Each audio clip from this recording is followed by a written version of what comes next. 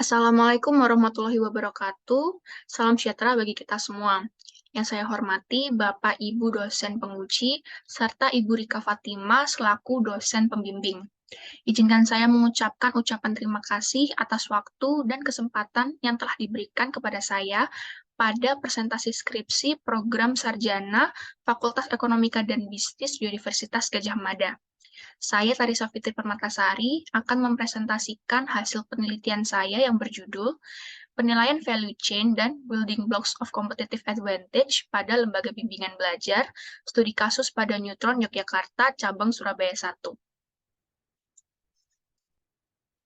Berikut merupakan outline dari presentasi ini. Yang pertama ada pendahuluan, yang kedua ada landasan teori, yang ketiga ada metode penelitian, yang keempat ada hasil penelitian, dan yang kelima ada simpulan dan saran. Yang pertama adalah bab pendahuluan. Latar belakang dari penelitian saya berasal dari pendidikan yang menjadi salah satu indikator untuk mengukur tingkat kesejahteraan masyarakat Indonesia. Menurut data BPS terkait dengan persentase rumah tangga miskin berdasarkan tingkat pendidikan, dikatakan bahwa mayoritas rumah tangga miskin merupakan masyarakat berpendidikan tingkat SD. Di sisi lain, masyarakat dengan pendidikan perguruan tinggi memiliki angka terkecil sebagai rumah tangga miskin. Dari data ini dapat disimpulkan bahwa semakin tinggi tingkat pendidikan masyarakat, maka semakin rendah kemungkinan untuk tidak dapat mencapai kesejahteraan hidup yang baik. Hal ini kemudian meningkatkan motivasi masyarakat untuk meniti pendidikan yang setinggi-tingginya, karena pada dasarnya pekerjaan dengan gajian tinggi dilimpahkan pada tenaga kerja yang berpendidikan tinggi. Berdasarkan penelitian yang dilakukan oleh Kemendikbud, dikatakan bahwa salah satu penyebab atas rendahnya tingkat penyelesaian pendidikan adalah kurangnya layanan pendidikan. Hal ini juga didukung oleh ungkapan Bapak Anies Baswedan yang menyatakan bahwa sebesar 75% sekolah di Indonesia tidak memenuhi standar pendidikan yang layak. Masalah akan kurangnya layanan pendidikan ini, khususnya pada pendidikan formal, menjadi latar belakang munculnya layanan bimbingan belajar untuk pendidikan non-formal. Berdasarkan beberapa penelitian, dikatakan bahwa terdapat beberapa indikasi yang menyebabkan pelajar termotivasi untuk menggunakan jasa bimbingan belajar.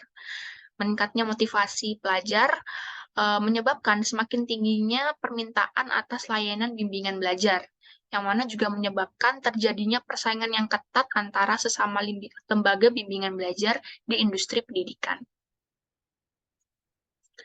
Rumusan masalah dari penelitian ini berawal dari visi dan misi Neutron yang ingin terus berkontribusi dalam dunia pendidikan.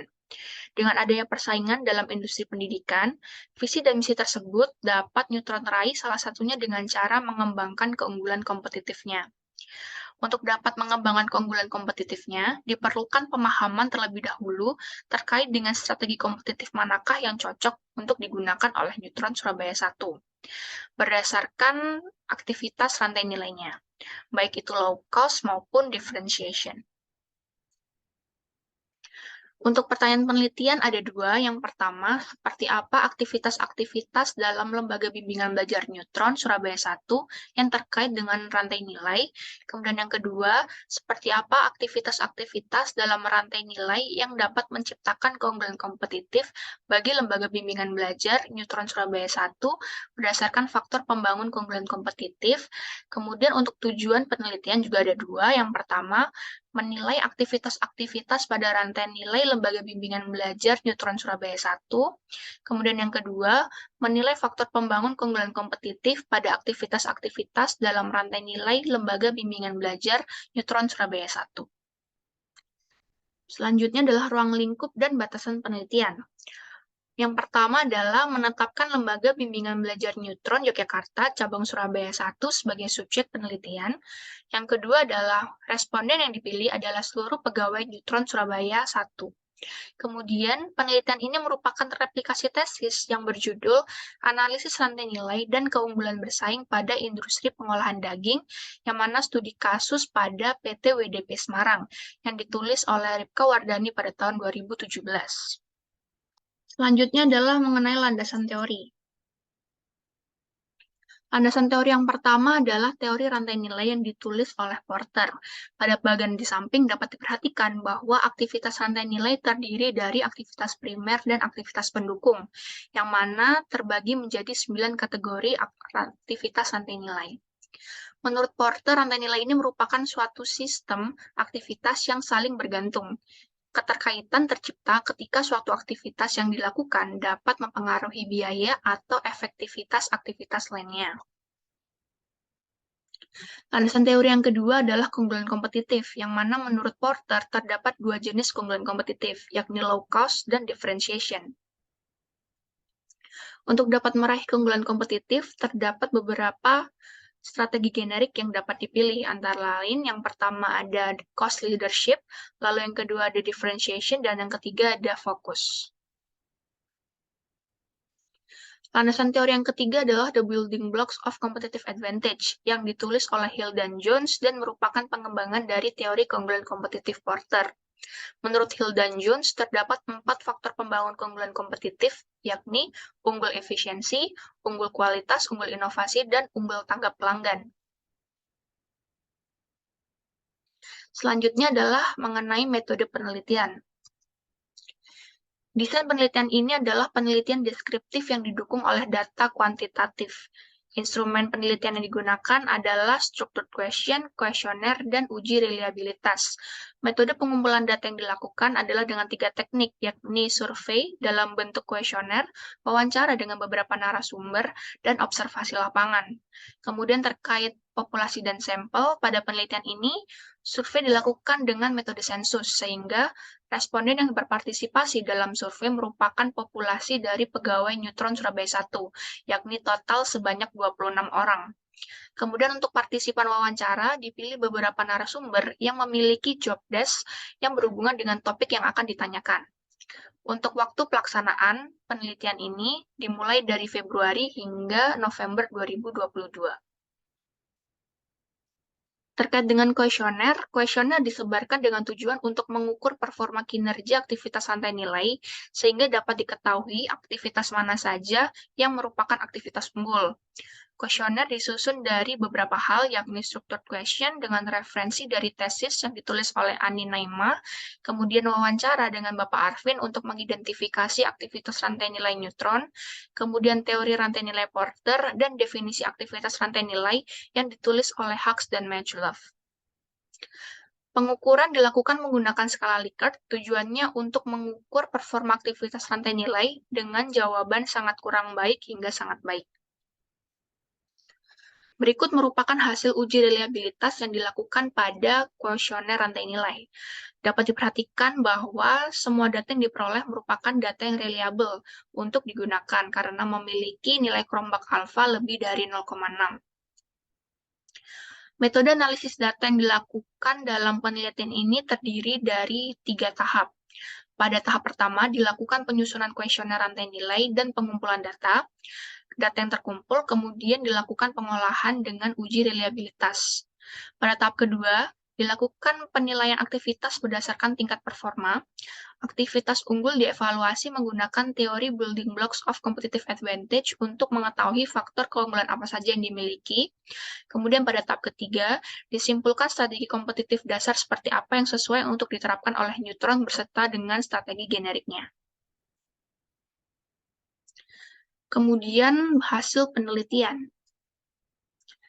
Pada penelitian ini terdapat suatu kriteria dalam penilaian aktivitas unggul. Menurut Mas Ananta, penanggung jawab internal Neutron Surabaya 1, suatu aktivitas dapat dikatakan unggul ketika memiliki performa yang baik dan tidak ada satupun yang menilai bahwa aktivitas tersebut memiliki performa di bawah baik. Artinya, aktivitas dengan performa cukup saja tidak dapat dikategorikan sebagai aktivitas unggul. Berdasarkan hasil kuesioner, dapat teridentifikasi beberapa aktivitas unggul yang terkandung pada tiap-tiap kategori rantai nilai. Pada rantai nilai logistik masuk, terdapat 3 aktivitas dari 7 aktivitas yang memiliki performa unggul. Kemudian pada rantai nilai operasional, terdapat 4 dari 10 aktivitas yang memiliki performa unggul. Kemudian pada rantai nilai logistik keluar dan pemasaran dan penjualan, masing-masing memiliki 1 aktivitas dengan performa unggul. Selanjutnya pada rantai nilai layanan dan infrastruktur perusahaan juga masing-masing terdapat satu aktivitas unggul. Kemudian pada rantai nilai manajemen sumber daya manusia, pengembangan teknologi, dan pengadaan merupakan rantai nilai yang belum memiliki aktivitas unggul apapun. Berdasarkan hasil wawancara dengan masing-masing narasumber, sesuai bidang pekerjaannya, diperoleh data berupa penilaian aktivitas unggul berdasarkan 4 faktor pembangun keunggulan bersaing. Pada rantai nilai logistik masuk, aktivitas penerimaan modul dari kantor pusat memiliki keunggulan efisiensi, keunggulan kualitas, dan keunggulan tanggap pelanggan.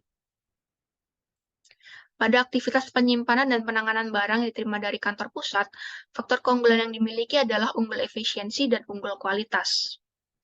Kemudian yang terakhir dari kategori rantai nilai logistik masuk adalah aktivitas penyimpanan dan penanganan hasil tes yang diterima dari lembaga mitra dengan faktor keunggulan yakni unggul kualitas dan unggul tanggap pelanggan. Selanjutnya pada kategori rantai nilai operasional, aktivitas belajar mengajar memiliki faktor keunggulan yakni unggul kualitas, unggul inovasi, dan unggul tanggap pelanggan. Kemudian pada aktivitas tes psikologi dan minat bakat siswa, terdapat faktor keunggulan yakni unggul kualitas dan unggul inovasi. Selanjutnya pada aktivitas pencetakan soal-soal latihan dan aktivitas pemeliharaan fasilitas siswa, masing-masing memiliki faktor keunggulan yakni unggul efisiensi, unggul kualitas, dan unggul tanggap pelanggan. Selanjutnya pada kategori rantai nilai logistik keluar, aktivitas pendistribusian soal-soal latihan kepada siswa memiliki faktor keunggulan, yakni unggul efisiensi, unggul kualitas, dan unggul inovasi. Pada kategori rantai nilai pemasaran dan penjualan, aktivitas promosi ke berbagai sekolah memiliki faktor keunggulan efisiensi dan unggul kualitas. Kemudian pada kategori rantai nilai layanan, aktivitas front office atau resepsionis memiliki faktor keunggulan efisiensi dan unggul terhadap pelanggan. Dan yang terakhir pada rantai nilai infrastruktur perusahaan, aktivitas perencanaan keuangan perusahaan hanya memiliki satu faktor keunggulan, yakni unggul efisiensi. Berikut merupakan data rekapitulasi dari hasil wawancara dengan beberapa narasumber. Dapat diperhatikan pada tabel di samping bahwa rantai nilai operasional merupakan satu-satunya yang dapat berkontribusi dalam menyumbangkan keempat faktor keunggulan. Unggul efisiensi merupakan yang paling banyak dimiliki dalam rantai nilai neutron Surabaya 1, sedangkan unggul inovasi merupakan faktor yang paling sedikit tertanam dalam aktivitas rantai nilai perusahaan. Unggul kualitas menjadi faktor keunggulan terbanyak kedua setelah unggul efisiensi, dan masih terdapat 3 kategori rantai nilai yang belum menyumbangkan keunggulan kompetitif apapun. Secara keseluruhan, dapat disimpulkan bahwa strategi kompetitif yang sesuai untuk neutron gunakan adalah keunggulan biaya rendah atau low cost, dengan mempertahankan kualitas, dan diikuti dengan strategi generik cost leadership. Hal ini dikarenakan aktivitas yang mendorong pada efisiensi mengindikasi terjadinya penekanan biaya, yang mana hal ini sesuai dengan pendapat Hildan Jones yang mengatakan bahwa aktivitas yang mendorong pada inovasi produk akan meningkatkan biaya dan harga. Selanjutnya adalah simpulan dan saran. Simpulan dari penelitian ini adalah sebagai berikut. 6 dari 9 aktivitas rantai nilai neutron memiliki faktor unggul efisiensi. 4 dari aktivitas neutron menyumbangkan faktor keunggulan kualitas, 2 dari 9 aktivitas neutron memiliki keunggulan inovasi, dan 3 dari 9 aktivitas rantai nilai memiliki faktor unggul terhadap pelanggan. Adapun implikasi manajerial dari penelitian ini adalah, seperti yang sudah dibahas pada bab sebelumnya, keunggulan bersaing neutron Surabaya 1 tidak cukup hanya dibangun dengan keunggulan efisiensi dan kualitas, melainkan harus mampu membangun 4 keunggulan dasar pada setiap aktivitas rantai nilainya. Maka saran atau rekomendasi yang dapat diberikan adalah dengan mengembangkan keunggulan pada aktivitas rantai nilai yang belum memenuhi 4 faktor keunggulan bersaing. Keterbatasan pada penelitian ini antara lain sebagai berikut. Yang pertama adalah keterbatasan dalam mengakses data internal perusahaan yang bersifat rahasia. Kemudian yang kedua, adanya sistem rangkap jabatan semenjak pandemi COVID-19, sehingga satu pegawai dapat menjabat lebih dari satu jabatan. Dan yang ketiga adalah melakukan wawancara dan observasi untuk menganalisis keunggulan bersaing pada perusahaan pesaing secara komprehensif, sehingga tidak tercantum perbandingan antara perusahaan di dalam pembahasan. Saran untuk penelitian selanjutnya, yang pertama adalah untuk mendapatkan akses pada data internal perusahaan. Kemudian yang kedua adalah memperhitungkan adanya kondisi pegawai yang rangkap jabatan. Dan yang ketiga adalah melakukan wawancara dan observasi untuk menganalisis keunggulan bersaing pada perusahaan pesaing. Sekian presentasi dari hasil penelitian saya. Terima kasih atas perhatiannya. Wassalamualaikum warahmatullahi wabarakatuh.